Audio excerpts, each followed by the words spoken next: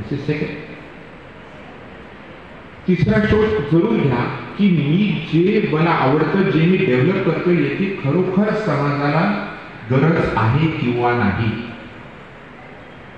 कारण की जेव्हा समाजाला गरज असेल तेव्हा समाज तुम्हाला त्याच्याबद्दलचे 2 पैसे देतील.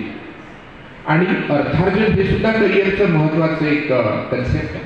तुम्हाला 2 पैसे मिळाले पाहिजे, पण फक्त पैसे मिळून चालणार नाही.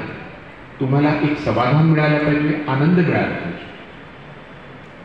तर हे 4 टप्पे आहेत. पहिला टप्पा म्हणजे तुमचा स्वतःचा इंटरेस्ट कशात आहे. लिहून टाका, शिक्षकांची चर्चा करा.